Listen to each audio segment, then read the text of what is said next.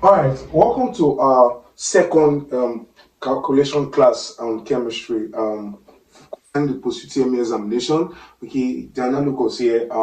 Welcome to today's lesson. Today, I'm going to be looking at calculations on water of crystallization. Now, this is a common question, or this is a common aspect they normally ask or test across the universities South. So most universities in the southern parts of Nigeria, during their post-UTME examination, test questions on water of crystallization. Now, first, what is water of crystallization? What is water of crystallization?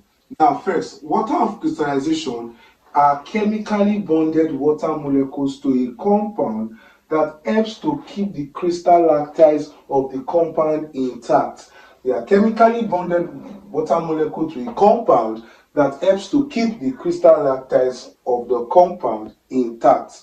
So that is what we call water of crystallization. So that's what referred to as water of crystallization. So they have to keep the chemically bonded compound intact. Now, for instance, now let's say Na2SO4.10H2.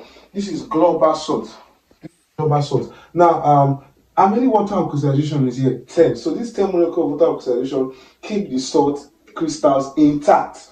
Now, when a salt is exposed to the atmosphere and or even heating, and the salt loses all its water of crystallization, all or part of its water of crystallization, that salt is said to undergo what we call efflorescence. So for the first case, CuSO4 lost 5 of its water of crystallization, and the process that occurs here is what we call efflorescence. Here, Na2SO4 loses 9 water of crystallization, 9 molecules of water of crystallization, and what's remaining was just 1 molecule of water of crystallization. So what happened from here to here is called efflorescence. Now, when a salt does not have water of crystallization, this salt is said to be anhydrous.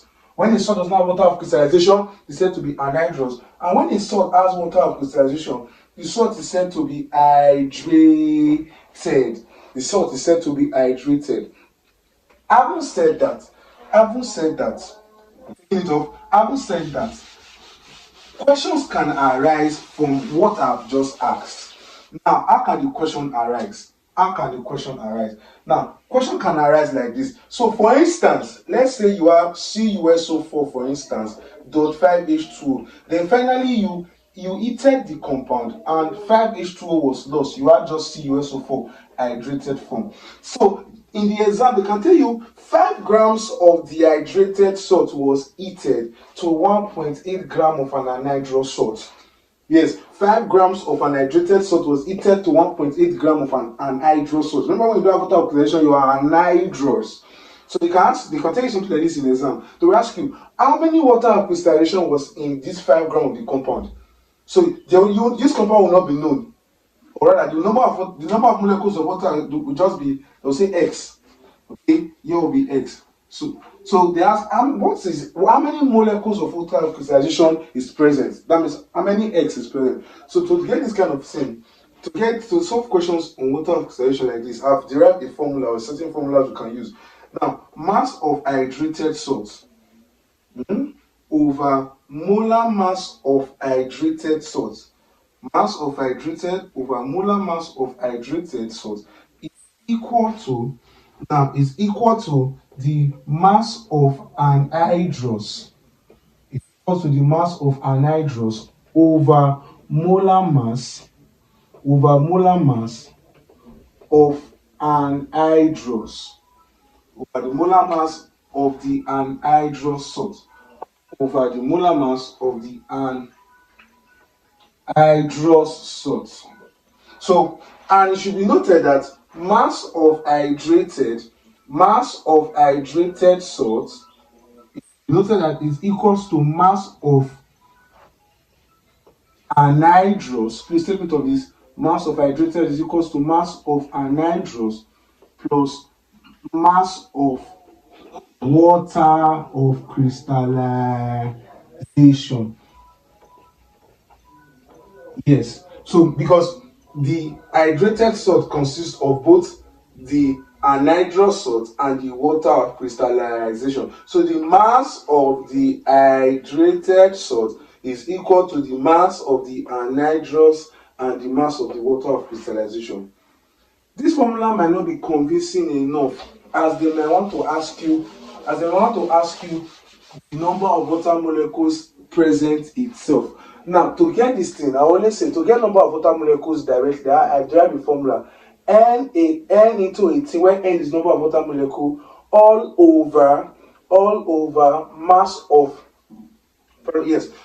mass of water of crystallization, over mass of water of crystallization, or we say all over mass of water lost. Is now equal to molar mass of anhydrous salt. Molar mass of anhydrous salt, because N18 is like the molar mass of the water. Water is 18, so N is the number of water crystallization, all over the mass of anhydrous salt. All over the mass of anhydrous salt. So these two formulas on the board are going to be very, very, very, very, very, very helpful. They will be very, very helpful. I would like you to look at them as we solve the first question. So as we're taking the first question now, I would like you to quickly look at them. Let's take the first question. Now, we have two questions here, and these are possible posterior questions. So it might not, your posterior question might not be this, but this concept normally comes out in the exam. So what else we do then? Now, the first question. So for the first question, for the very first question,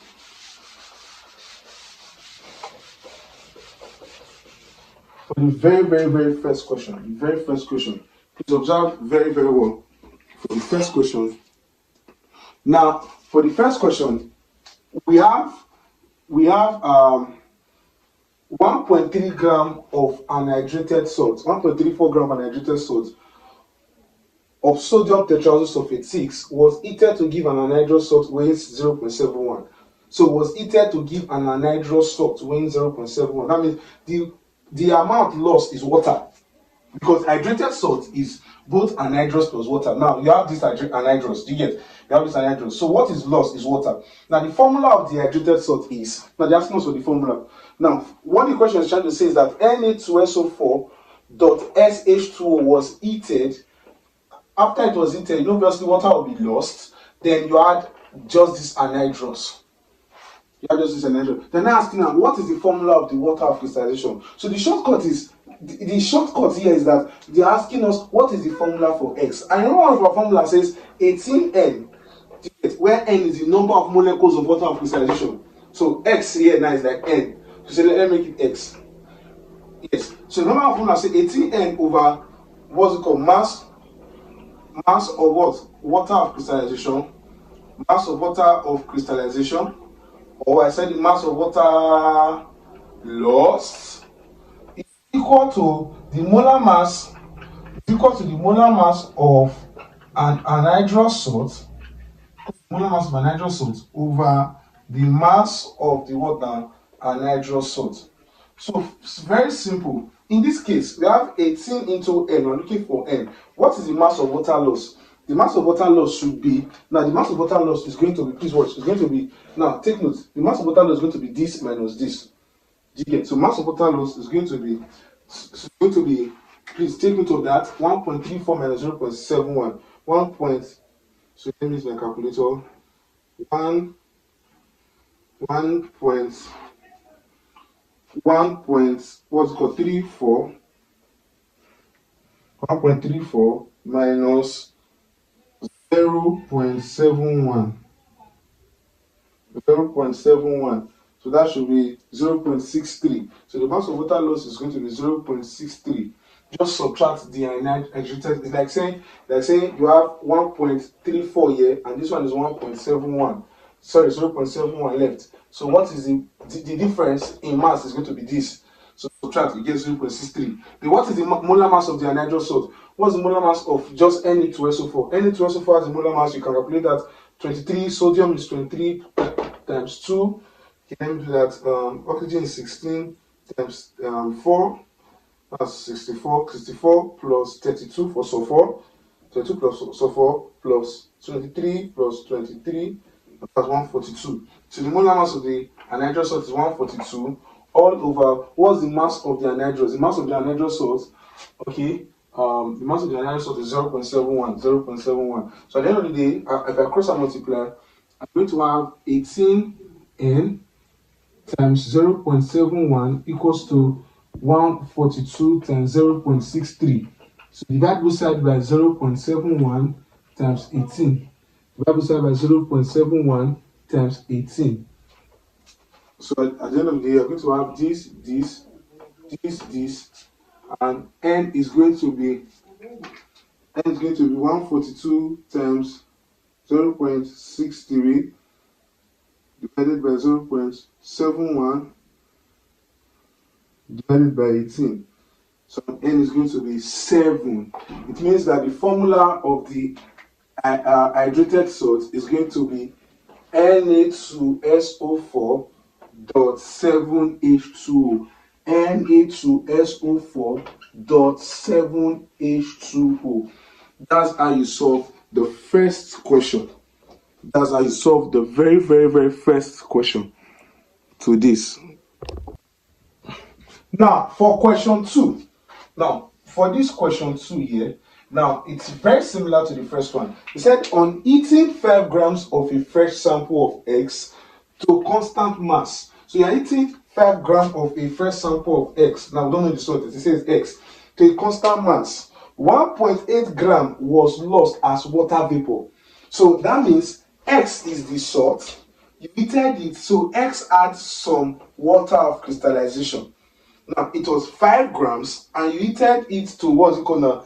You heated it to a constant max, and obviously you lost water of crystallization. They said water of crystallization you lost was 1.8 gram. So 1.8 gram was lost. So how many will be remaining? What will be the mass of the anhydrous salt now? So it has, for the anhydrous salt now, it's going to be obviously the mass of the anhydrous salt. I've never read the question further. It's going to be 5 minus 1.8. That should be 3.2. So the mass of the anhydrous salt is 3.2 gram of X. And let's continue. Now 1.8 gram of water was lost as water. Now calculate the number of moles of water crystallization in X, given that the molar mass of X is 160, and so X, just anhydrous X now, going to be 160. So simple, I've said it. To get about this same question is asking us for indirectly, is also asking us, like the way the first one was asking us indirectly for water, number of molecules of water crystallization. This one is directly just asking us what is the number of molecules of water crystallization that will be attached to X. So simple, what do you do in this case? Simple, what do you do in this case? It will be 18N, what's the formula? 18N over the what's it called now? Over the mass of water, lost equals to the molar mass of anhydrous, which is 160 in this case, over the mass of what's it called now? Of anhydrous salt. Over the mass of anhydrous salt. So what do you have now? So quickly, you have 18 into N. So we don't know what's N. We're looking for a number of molecular water crystallization. What is the mass of water loss? Mass of water loss, they said it in the question, 1.8 gram, equal to what is X? What is X? What is X? X is going to be what's the molar mass of X? The molar mass of X was given 160 is the molar mass of X. 160 is the molar mass of X. So we have 160 as the molar mass of, and the mass of the anhydrous salt we calculated was 3.2 gram after 1.8 gram of water was lost. So 3.2 gram. So quickly, let's quickly solve. So first, if you make N subject of formula, you should have N to be 160 times 1.8. You can do that as a science student. Make N subject of formula 160. Please multiply this, then to divide by 18. Divide by 18 times 3.2. Divide by 18 plus 3.2. So at the end of the day, you're going to have 160 times 1.8 divided by 18, and divided by 3.2. So you're going to have N as what, sir? As 5. So it means that the salt is going to be X.5H2O. Whatever salt it may be, but it has .5H2O. Ladies and gentlemen, I know this video was helpful. I know it was helpful. So just Don't forget to give me a comment in any section you don't like, anything you don't understand. Tell me, hit it on the comment section. Topics that you want us to treat, hit on the comment section. Matters you want us to jump on, say it on the comment section, and we'll see you. I remain the Analogous, and God bless you.